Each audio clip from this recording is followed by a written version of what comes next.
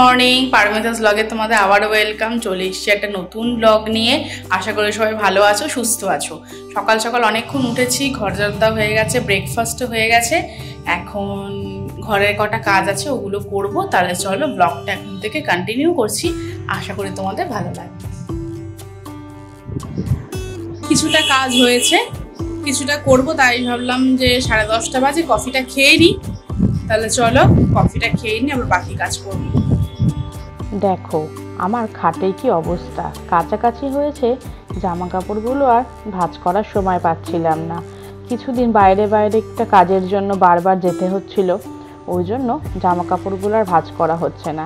তাই আজকে এক এক করে তুড়ি মেরে জামা কাপড়টা ভাঁজ করে নেব।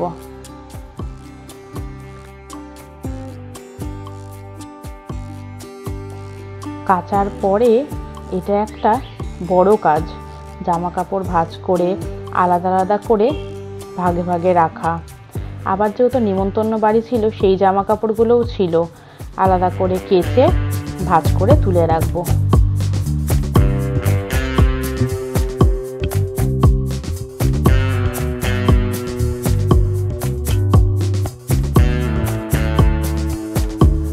চান করে চলে এসেছি গোপুর কাছে পুজো দেব। আজকে গোপুকে ভোগে দিয়েছি মিচড়ি। আর যেহেতু কদিন ধরে বৃষ্টি হচ্ছে, সেভাবে জানো তো ফুলও পাওয়া যাচ্ছে না। যেটুকু ফুল ছিল সেটুকুই অল্প অল্প করে সব ভগবানের পায়ে দিয়েছি। আর তারপর দেখলাম এই টাইম ফুলটা খুব সুন্দর ফুটেছে, তাই এইটা সুন্দর করে তুলে নিয়ে গোপুর পায়ে ভাবলাম দিয়ে দেব।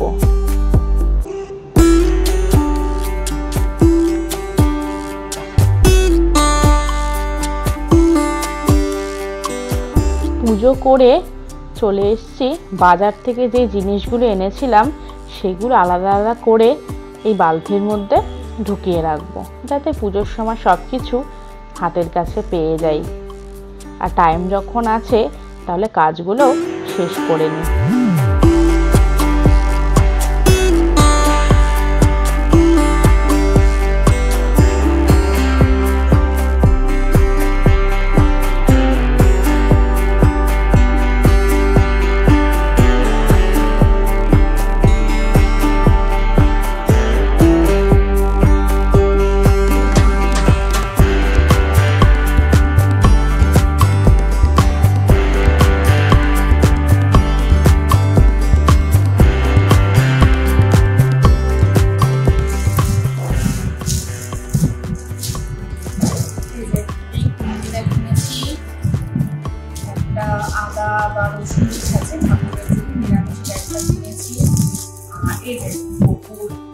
হ্যাপি বার্থডে বলে একটা এরকম একটা কিনেছি, যেটা পেছনে সাজাবার জন্য রাখা। আর এইসব জিনিসগুলো দেখতেই পেয়েছি। এগুলো এখন এই যে বালতির মধ্যে ঢুকিয়ে রাখবো। সব ঠাকুরের জিনিস এর মধ্যে আছে, রান্নার জিনিস আলাদা করে রাখছি, কারণ যাতে যত করে পুজো পেয়ে যাই। তো চলো বালতির মধ্যে ঢুকিয়ে দিই।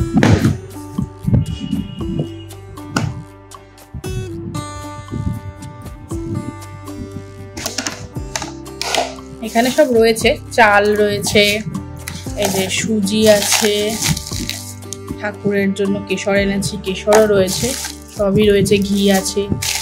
এবার বাকি জিনিসগুলো এর মধ্যে ঢুকিয়ে রাখবো, যাতে কাজু কিশমিশ আছে, সবই আছে, সবই মোটামুটি নেওয়া হয়ে গেছে। তেল রয়েছে, এই যে হলুদ গুঁড়ো, জিরের গুঁড়ো, চিনি সবই আছে।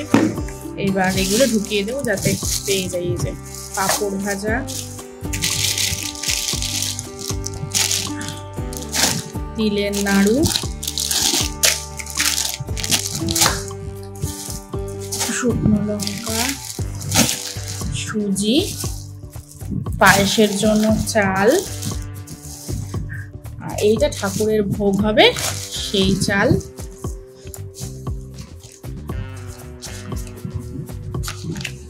আর এটার মধ্যে একটা দেখলাম নতুন বেরিয়েছে এবারে, এই দেখো, তারাও তোমাদের হাতে নিয়ে দেখাই। এই যে কাজু, কিশমিশ, নারকেল, মাখানা সব দিয়ে সুন্দর একটা বেশ মিষ্টি জাতীয় জিনিস। ওই জন্য এটাও নিয়ে এসেছি এবার গোপুকে দেবো বলে। আর গুড় নিয়ে এসেছি, তারপরে একটা জিনিস এনেছি, এই একটা নিয়ে এসছি গোমাতা। আমি শুনেছি গোপাল রাখলে গোমাতা রাখতে হয়, ওই জন্য একটা সুন্দর গোমাতাও নিয়ে এসছি, কালকেই কিনে এনেছি। এটা গোপালের সামনে বসাবো। এই যে খইয়ের প্যাকেট এনেছি, চিড়ের মোয়া এনেছি, খইয়ের মোয়া এনেছি, আর এইটা রয়েছে মিছরি। এখানে 100 গ্রাম মতো মিছরি আছে, ওটা এনেছি।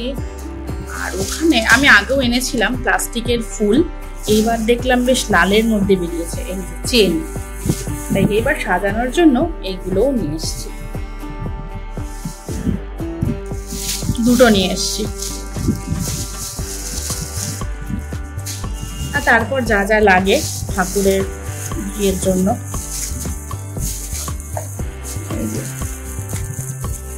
ধূপকাঠি আছে, এখানে কেশর চন্দন আছে। এই চন্দনটা জানো তো খুব ভালো, এই যে এইটা অষ্টগন্ধা, এত সুন্দর গন্ধ আর এত সুন্দর কালার। কুমকুম তিলক, এটা আমি আগেও ইউজ করেছি, দুটো শিশি নিয়ে, এটা আমার 3 নম্বর শিশি, খুব ভালো এটা। আর এখানে রয়েছে ঠাকুরকে স্নান করানোর জন্য ঘি, মধুটা রয়েছে ঘরে, ওই জন্য মধু আর লাগেনি। একটা চাঁদমালা রয়েছে, আর এইটা হচ্ছে পঞ্চগুড়ি আছে, আর এটা হচ্ছে একটা গামছা। এই জিনিসগুলো কালকে কিনে এনেছি।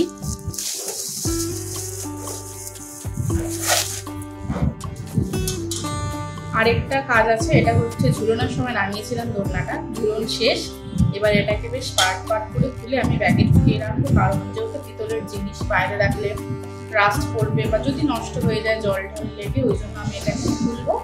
খুলে এটার একটা প্যাকেট আছে, প্যাকেটের মধ্যে ঢুকিয়ে রেখে দেবো, আবার পরের বছর ঝুলনে আমি দোলনাটা নামাবো। চলো এটাকেও এবারে গুছিয়ে রেখে দিই।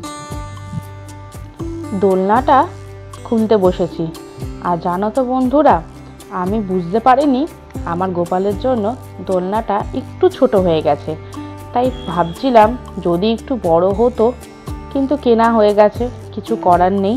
তাই পরে চিন্তা করেছি এটা 2-3 বছর চলুক, তারপরে একটা বড় দেখে নতুন দোলনা কিনে আনবো। যাই হোক, যখন গপুকে বসাই জামা কাপড়গুলো ছড়িয়ে বসানো যায় না, আমি আনার পর বুঝতে পেরেছি যে যদি 2-1 সাইজ একটু বড় হতো তাহলে গপু বেশ সুন্দর করে ছড়িয়ে বসতে পারতো। আমি এমন একটা শুনেছি যে কাঁসা পিতলের দোকানে পুরনো কোনো কাঁসা পিতলের কিছু দিয়ে তার পরিবর্তে যা ওজন হবে বা তার থেকে যদি এক্সট্রা কিছু টাকা দিতে হয়, সেখান থেকেও নাকি জিনিস নেওয়া যায়। তাই চিন্তা করেছি এই বছরটা চলে গেছে যেমন হয়ে যাক, আর এই দোলনাটা যেই দোকান থেকে কিনেছি সেখানে নিয়ে যাব, ওজন করে যা হবে এটা দিয়ে দেব, আর এক্সচেঞ্জ করে একটা বড় নিয়ে আসবো। তাই আর এটা নিয়ে আর চিন্তা করে বা দুঃখ করে লাভ নেই। তাই চলো এটা গুছিয়ে রাখি এবারে।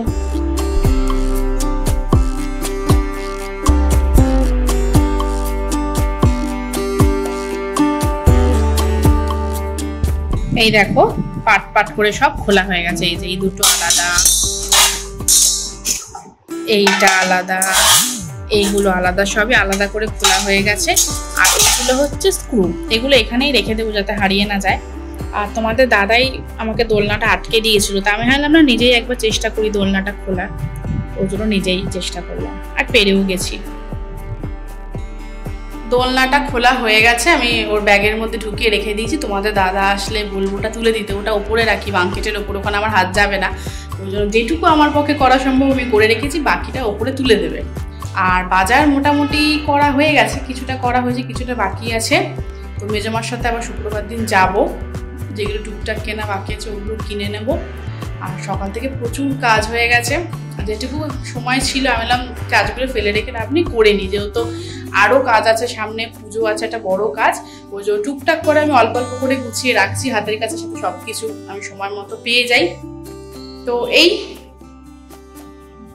সব কাজকর্ম করে নিচে চলে এসেছি লাঞ্চ করতে, আমি, বাবা, মা আর তোমাদের দাদা ও ওইদিকে টেবিলে বসেছে, আর আমরা 3জন এক জায়গায় বসেছি তাহলে চলো চটপট লাঞ্চটা করে নিই। তারপর কিছু ভয়েস ওভারের কাজ ছিল, ভাবলাম সেটাও করে ফেলি, টাইম নষ্ট করে তো লাভ নেই, আর এইটা তো আমার রেগুলারের কাজ, করতেই হবে। বিকেলবেলা উঠেছি অনেকক্ষণ, একটু দরকার ছিল, কিছু কাজ করছিলাম, তারপরে কটা এডিটিংয়ের কাজ ছিল সেটা করলাম, করে এখন এসছি ওপরে সন্ধ্যা দেবো। তাহলে চলো সন্ধ্যাটা দিয়ে নিই। আর নিচে দিদি এসছে, একটু কিছুক্ষণ গল্প টল্প করবো, কফি খাবো। তাহলে চলো আগে সন্ধ্যাটা দিয়ে নিই। এই দেখো আমার সন্ধে দেওয়া হয়ে গেছে, সন্ধে দিয়ে নিয়েছি। তাহলে চলো এখন নিচে যাই। নিচে এসে আমি আর দিদি একটু বসে গল্প করছিলাম, দিদিকে মুড়ি দিলাম আর আমি একটু কফি নিয়ে বসেছি, অন্য কিছু আর খাইনি, আমি সন্ধ্যাবেলাটা শুধু কফিই খাই। তারপরে ওপরে এসে এক এক করে আমার গাছগুলোতেও সব জল দিয়ে নিচ্ছি। কদিন ধরে জানো তো নয়নতারা গাছটা না একদম শুকিয়ে যাচ্ছে, বুঝতে পারছি না কেন এরকম হচ্ছে, হয়তো প্লাস্টিকের টবে দিয়েছি বলে কি তার জন্য, জানি না। যাই হোক, তবুও জল তো দিতে হবে রোজ, যদি গাছটা বেঁচে যায়। তাই এক এক করে সব গাছে জল দিয়ে নিচে চলে এসেছি ডিনার করতে। আর ডিনার নিয়ে বসেও পড়েছি। আজকে টিভির ঘরে বসেছি, প্রায় দিনই বসা হয়, একটু টিভি দেখা, খবর দেখা, বা যদি কোনো ভালো হিন্দি বই হয় সেই দেখতে দেখতে ডিনারটা করে নিই। এই মাত্র সবে ডিনার করে এলাম, ওপরে এসছে, এখন বাজে 10টা 15। তাহলে চলো আজকে ব্লগটা বেশি বড় করছি না, এখানেই শেষ করছি। যদি আমার ব্লগটা ভালো লেগে থাকে অবশ্যই লাইক, শেয়ার, আর হ্যাঁ, যারা এখনও সাবস্ক্রাইব করোনি তারা কিন্তু অবশ্যই সাবস্ক্রাইবটা করে দিও। তাহলে চলো টাটা, সবাই ভালো থাকবে, সুস্থ থাকবে, গুড নাইট।